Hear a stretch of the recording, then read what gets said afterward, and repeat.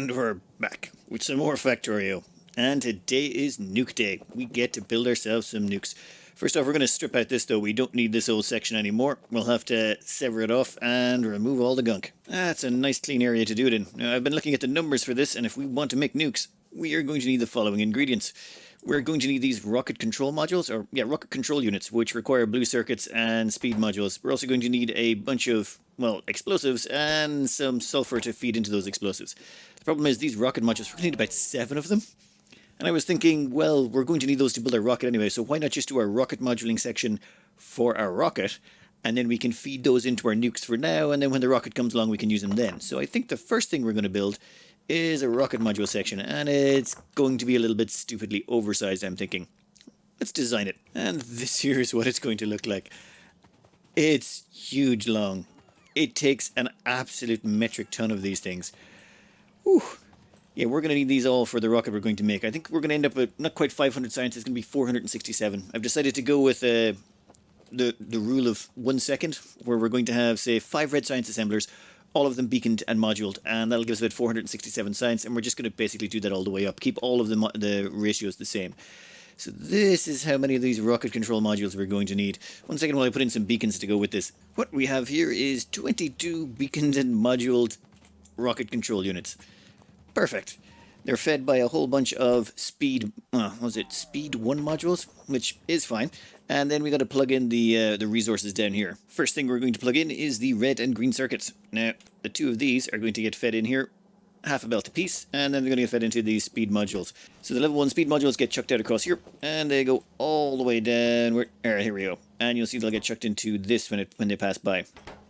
And that's one section of it done. The only other thing we need to go with this is blue processing units. So the blue processing units we're going to feed in on this belt. And where are they? Where are they? Oh, damn it, did I not hook them up? And there they are. Okay, so the blue modules will go down here, tucked in tight against the wall, and then they sort of slide out sideways here. And boom.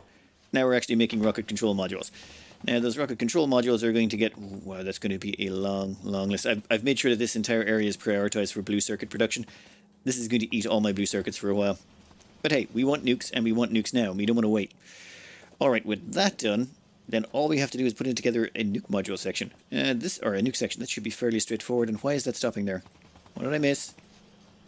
God damn it. There we go. Keep going. Now that we're pretty sure that's fine, we'll go down here and we'll put in our nuclear production facility. This rather small setup is going to be our nuke production, or atomic bomb production. I'm just going to keep calling them nukes. I can't wrap my brain around calling them atomic bombs. It may be more accurate, but no, can't do it. All right, first up we'll just chuck in the coal and the petroleum, and that will start giving us explosives. So the petroleum and the water goes in to make sulfur. That sulfur just gets direct injected from there into our explosives, and the explosives just require the coal, the sulfur, and some water of their own. The water we just siphon off here, the coal is directly inserted there, and then the explosives go down there, ready to get chucked into our nukes. Now, of course, need the rocket control units. Pretty straightforward. We will just reverse this. We're going to have those rocket control units go elsewhere, but for now, well, later on, for now we can just pipe them straight into nuke production. And, 1 second. Better. Productivity modules. There we go, that's more like it. And then we just reverse the flow on this, and that brings in the uranium. And the uranium goes down to the end, gets chucked in there, and save. And there we go. So it takes 30 uranium to make one of these, and I think if I've done the math right on this, they should work out we get about, 10.5 nukes a minute. So we can fire about 1 every 6 seconds, and we should be good. Now, I've put a bunch of steel chests around here. You know what? I should make those provider chests. There we go. Now that they're provider chests on the network. That should start producing us the nukes we're going to require. Of course, this is going to lead to some bottlenecks. The problem is the uranium-235. If we trace that all the way back to source... Hold on a second. I'm demolishing our old base down over here. So, yeah, the bots are going down there, and it's a bit of a long journey for them. Actually, that's one thing I should cover. You'll notice over here we've got this chest of iron plate. Every time you demolish stuff, you end up accidentally picking up way too much iron plate. Well, now it gets fed into this chest, which then gets dumped back onto the main bus. It just stops this getting clogged full of things. There was loads of coal and a whole bunch of gunk in here that was messing things up. So I basically did one for iron, one for copper, and I think I did one for coal somewhere. Ah, yeah, one for coal down here. And it just gets rid of all the gunk out of our system. I'll have to do something like that for everything. But for now, just a nice way of getting rid of them. Also, iron ore, you can do stuff. I think I've got one for iron ore as well. Yeah, iron ore and probably one for copper somewhere, though I can't remember. It was a while back. Over here, we'll see. You notice there is not full lines of green coming in here. We are going to need to get our hands on more uranium. Lots and lots more uranium. Yeah. To do that, though, we're going to need to get into trains, and we're probably going to have to start training it in from, well, over here there's 10 million, over here there's another 8.4. We got about 17 million over there. Yeah, we're going to need a lot of uranium to get this running at full capacity if we want to stay up with this type of production level. But to do that, we're going to need sulfuric acid. These miners take sulfuric acid to run. So, yeah, we're going to have to pump sulfuric acid into them, which means we'll have to fill trains with sulfuric acid, pump that out to site, or train that out to site as well. So for that, we're going to need to improve our oil setup. So, yeah, oil setup, then maybe a giant nuke spree. I'd really like to go around and nuke some things right about now. This is our old oil setup, and our old oil setup was pretty decent, but I think we're going to move the whole thing. And Spidertron is complete as well. We managed to do that on the side.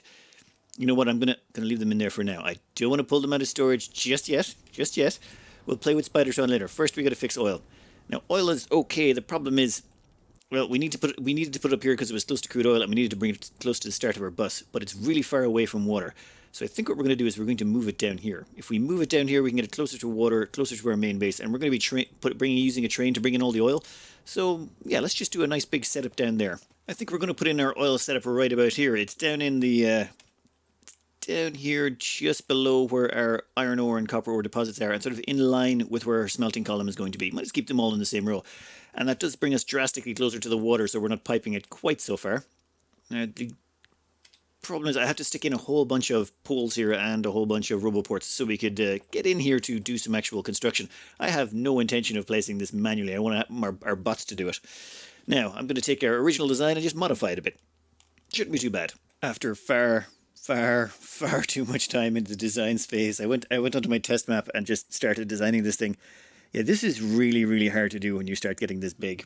It's easy when you've got the blueprint. Once the blueprint's done, this is a doddle. But until you get the blueprint, oh my god. Trying to get pipes organized and everything. You know what, I'm going to let them finish this off, and we're going to go have a look at just some of the little design quirks you have to deal with when trying to make oil at this scale.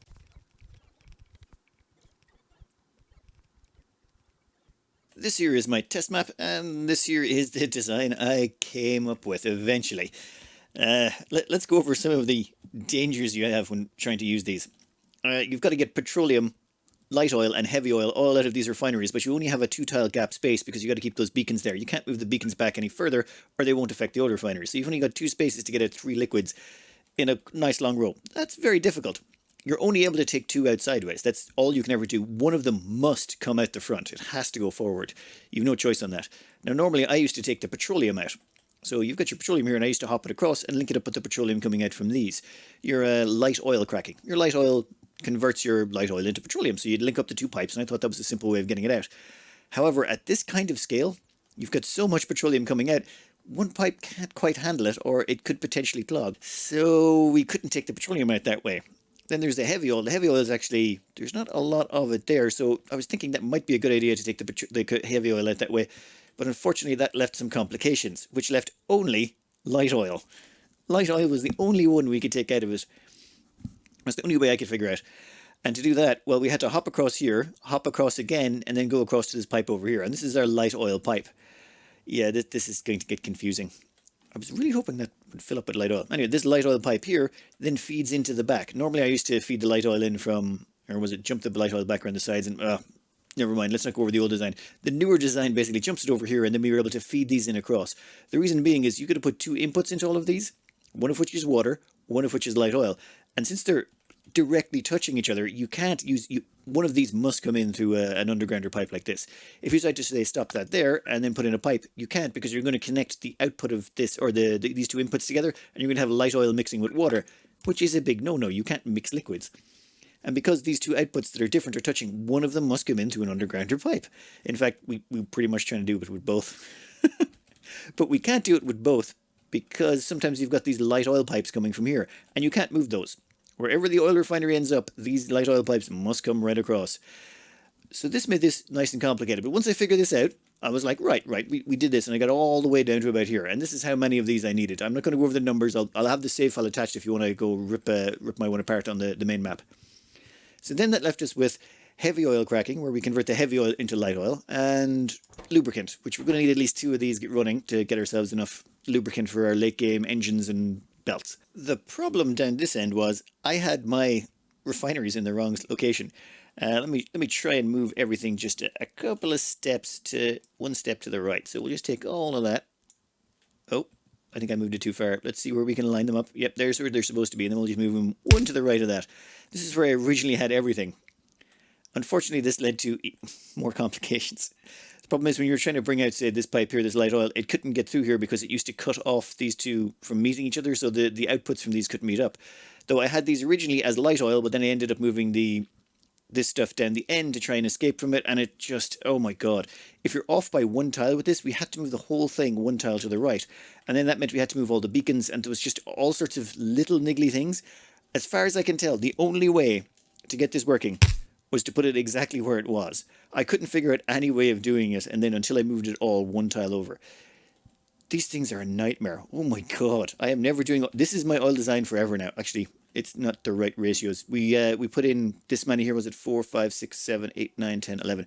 We need 10.4 oil refineries to produce us enough light oil and petroleum and all that. Unfortunately, this is not a perfect ratio, so we're not quite perfect, but it is perfect for our base. So for our base designs, this should work out just fine. Let's try. Now we just have to design a train station for it. And this is the train station we decided on.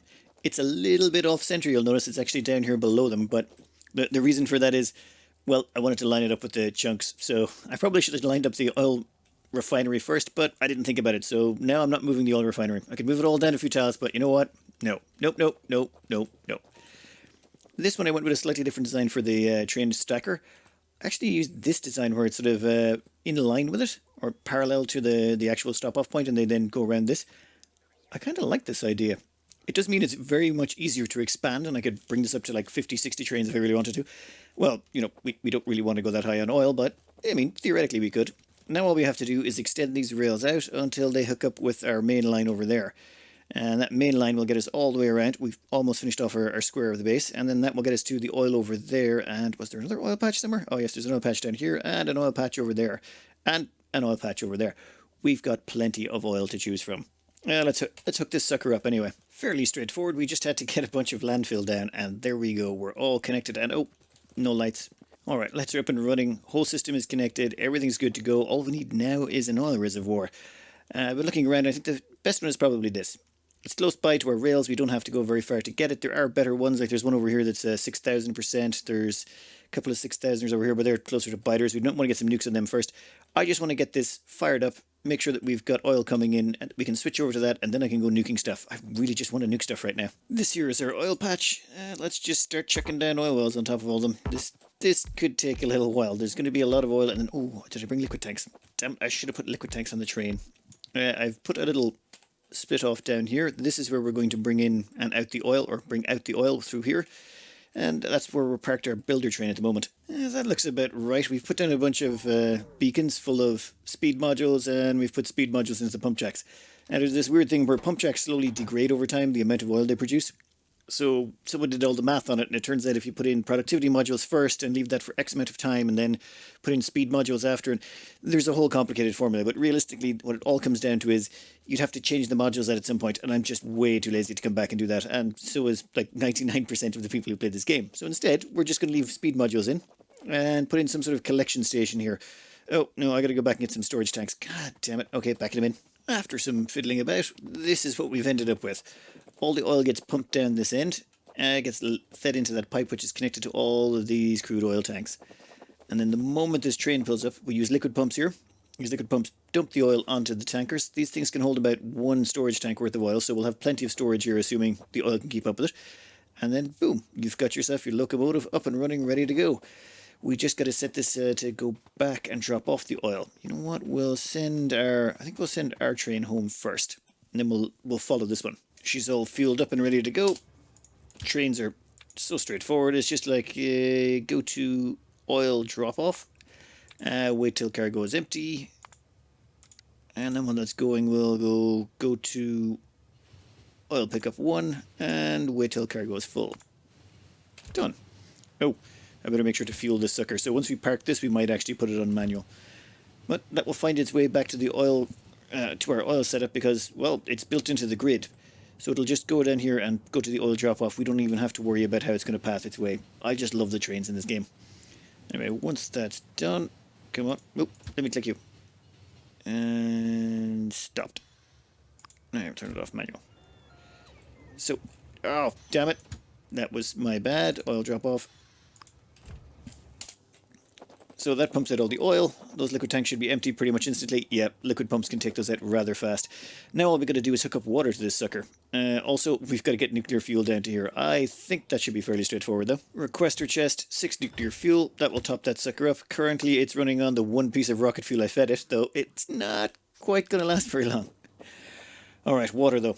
The great thing about our new position though is water is just behind us over here, so we can just run some water along this section and straight into the system. We're going to run 2 pipes of water because it is a bit of a distance and this thing is going to be a very, very thirsty monster. Water is all connected up. All we got to do is fire off this train to make sure it's automatic. That will go get oil topped up and then come back and bring us more oil. What are we looking in here? Not an awful lot of crude. In fact, we should probably put a second train onto the grid before we fire it. Actually, you know what? Who cares?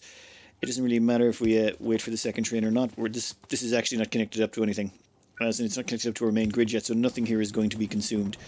This thing should just chew through oil at a terrible rate. And oh my god, all the trees in the way are going to make this so hard to look at, aren't they? God damn it, trees. Why you got to be that way? Trees. They're always the real enemy in this game. As you can see, yep, that's all of them running. Light oil. Everything is getting consumed as fast as it's produced. That's exactly the way we want it. Well, at least they were. Have we run out of oil yet? Yeah, we're starting to run low. Never mind, that train will be back in a minute with more. And we're going to hook up more trains to that grid. I'm thinking probably about 3 or 4 oil trains for now. We'll go with 4. How many have we got there? Oh, I forgot to put down a radar. We'll put down 4 oil trains, and that should be fine. In fact, here comes our train now. Am I on the tracks? No. One thing to note about oil trains, liquid cargo trains, you can't put them on corners last I checked. If you try and if there's any curve in the train, it won't work very well, and wow, that was a fast drop off. It just came, stopped, it's like wham, bam, thank you madame, off it goes again. Alright, time to hook this up to the main grid. Once we've hooked this up to the main grid, we can switch over to this for our petroleum production. Another great thing about the train network is we can just build this train here, mount it up, and then send it on the exact same routine. It will go, and it will go hop onto the network and see it's going to pop over to the oil outpost, grab off its oil, and once it's finished, it'll go right over to the oil drop-off. And those 2 trains should take care of all of our oil needs for quite some time. Well, okay, a reasonable amount of time. Okay, but all that done, we need to do one more thing, and that is to do sulfuric acid so that we can start mining more uranium. Look at this. This uranium is just pathetic, the amount coming through. The problem is we just don't have enough mines. Even with all of those mines going, a whole bunch of them are starting to run dry, and yeah, you just see not enough activity here. We're going to need more. Okay, but maybe let's go nuke a couple of things first. I really, really, really want to nuke something right about now. Well, this is slightly depressing. There's not nearly enough uranium flowing in here. So far, all we've managed to produce is, if you look in the, oh god, in the middle right, there's a whole mess of stuff. 566 nukes. Yeah, okay, it's a start, I suppose, but not really what we were hoping for just yet. We're going to grab the car over here and we're going to go for a little bit of nuking. You know what, we should probably pick up some nuclear fuel while we're at it. Well, if we're going to go nuclear, we might as well go all the way, right? So just down here, we've got some bugs. It should be a decent-sized base, and we've got ourselves some nukes. Oh, press tab to switch weapon, of course. Now, is it space or C to fire one of these suckers? Oh, space. Okay, just remembering. Oh, yeah, I remember how much fun those were. That is definitely an upgraded animation from the last time I saw it. That thing vaporized all the trees. A couple of things to note. Made some minor changes to our armor loadout. We stripped out the roboports, put in 2 energy shields, some batteries, and this is the maximum amount of legs you can stick into your suit and still fit in 2 portable fusion reactors. You can put in more legs, as you could put in 2 extra legs here, but then you wouldn't have enough power to power it all. You'd have to bring along batteries, and it gets really complicated. We're just going for as fast as we possibly can, and we'll just go around nuking things like that. Now, if you've done this right, yep, there we go. Missed a few. Hey, stop following me. And you can just go around nuking everything in sight. Oh my god, the sounds and animation are so much better this time around. You guys can go. Oh, fun tip. Did you know you can destroy cliffs with nukes? Yeah, so see that cliff there? We can just fire a nuke at it, and it will actually blow a hole in the cliff for you. It's basically portable cliff explosives as well. Well, it doubles as cliff explosives. Ooh, more. You can go. You can go. I should restart playing around with the Spidertron, but I'm not sure it's quite as fast as you are on your feet. Oh, God.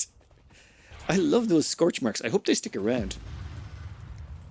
If any of the bugs do get too close to you, just fire a nuke behind you. It'll get rid of them. Just make sure you can outrun the blast radius is all. For example, see all those guys back there? Missed me.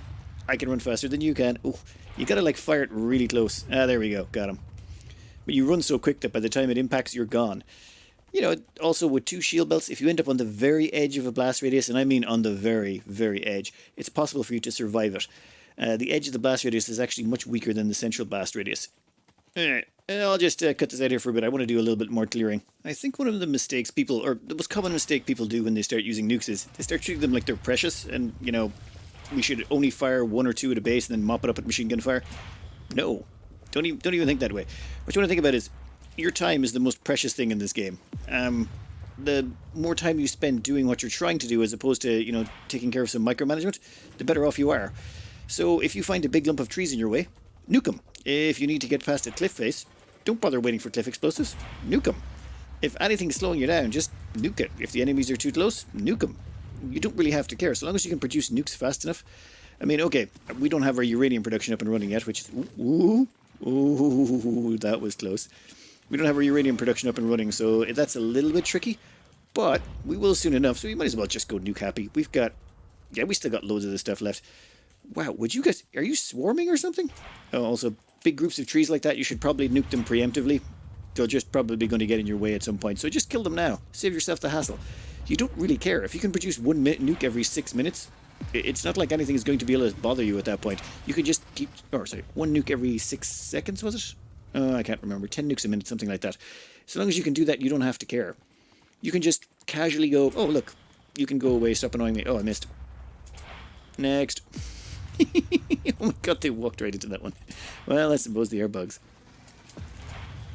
I'm going to go do some mopping up. This is just too much fun. I'm sorry, I just... Like that animation where it blows up the trees just sort of vaporize. Oh, so good. Well, fun as that was, I want to try it the Spidertron. What I'm hopeful about with the Spidertron is... And let's see here, we can turn off auto-targeting without... No. Shoot nearby enemies in automatic... No. We want to manually fire the sucker. So we're going to get in here, load it up with nukes, and what I'm kind of hopeful for is... Oh wow, this is really slow. Like, we are way faster than that thing. Okay, maybe put some stuff in its grid. I put in a few... Well, I fit in 3 legs. That's the most amount of leg modules you can fit in, so... Oh wow, it still feels just so sluggish in comparison. It does allow us to go up and down cliffs, but I'm not sure I like this. I think I preferred being on foot. It's slightly riskier because you can get trapped by cliffs and rocks and things like that. But so long as you nuke aggressively, you usually are pretty good. Let's see if this can outrun anything. If this can't outrun anything, we may have to just chuck the whole thing. Ooh. Oh, just get rid of the trees. The trees are going to get in the way anyway. So I don't think we need to worry about trees anymore. Once we're in this, we don't have to... Oh, wow. You are way too slow. Look at that. We can barely keep ahead of those. Yeah, that's just not... Nope. Don't get me wrong, I like the Spidertron, but I think it's more of a mobile weapons platform, or autonomous. Using it personally, no, I'm going to go full nukes. That was very therapeutic. We've got to murder an awful lot of bugs. Oh, I love the way those scorch marks stay behind. It lets you know that there's, you know, it lets you know where you've been and what parts of the map are slightly irradiated, including your character. I really hope that suit has some good lead lining, because... the amount of nuclear explosions that came very close to clipping me, I'm pretty sure that guy's, you know, or girl is just doomed. Oh yeah, the great thing about going further and further from your base, though, is the further you go, the larger the deposits become. So there's 45 million iron and 47 million copper. Whereas if you take something, say, a little bit closer, there's 24 million or 16 million or 25 million. The further you go, the bigger the veins of minerals become. Which is why it's always nice to expand. One thing we'll do at one point is when we're going to make a mega base, we'll drill some direction, either, you know, north, south, east, or west, and we'll go a long distance and then set up a base there after coring out an area. Oh, nice. we did have to sort out, what was it? Yes, oil. We need to sort out oil, uranium, that was it. We need to sort out the oil so we could sort out the uranium. Ooh, first things first, I almost forgot. The moment you get back to base after you've been nuking, go immediately over to your nuke chests and dump off all your nukes. The lot of them. Get rid of every single one of them out of your inventory. Because at some point you will accidentally go to shoot a chest, or you'll press spacebar for some reason. Maybe you've played a lot of Oni in the past and you press spacebar to try and pause things. Stuff like that will happen and you'll accidentally nuke your own base. So maybe don't do that. Also, I keep a chest of usually all the junk I take out of my inventory before I go off. Oh, we'll take some of that rocket fuel too. The rest of the junk we don't actually require. And done. Checking the footage there, we don't have enough time to get the sulfuric acid build in. We were just going to tack on sulfuric acid to the petroleum refinery and then start shipping that out to the mines so we could start mining more uranium. No chance. But I did want to cover something fun at the end here, and that is our usage of nukes, just and nuclear reactors in general. We fired 419 nukes, or atomic bombs. Now, each one of those nukes costs 30 enriched uranium, or uranium-235. You only need one uranium-235 to make uranium fuel cells for our reactors. You do need 20 uranium-238, but assuming we just took all of the enriched uranium from all of those nukes and instead turned all that enriched uranium into nuclear fuel, how long would it run our reactors? We have 14 reactors here. Well, it turns out with 14 reactors and 419 nukes fired, we could have run our reactors for 498 hours, which is 20 days. We could have run our entire base for 20 days, and that's real time, as in if I turned on my computer and just left it running for 20 days and instead put all that uranium towards the reactors, the base would not run out of power. That is why nuclear power is so ridiculously good. I mean, it effectively, that's why people say it effectively lasts forever. You'd never played the game long enough to expend it all, and that's literally just with one patch of uranium. And this was only one nuke spree. I mean, we've just done one nuke spree, and that's how much is provided. It's not like that's going to be the last nuke spree. That's just the first nuke spree. Anyway, I'll cut out here. Next episode, I'll do a little bit of work off screen, maybe finishing off the oil. I won't put in the sulfuric acid. I'll save it until everyone's back on. But I'll maybe clean up the piping and do a few little bits and bobs here and there. Next step, we'll pile on some more uranium and really get this thumping. I want this running at full speed. Anyway, I hope you enjoyed and good luck.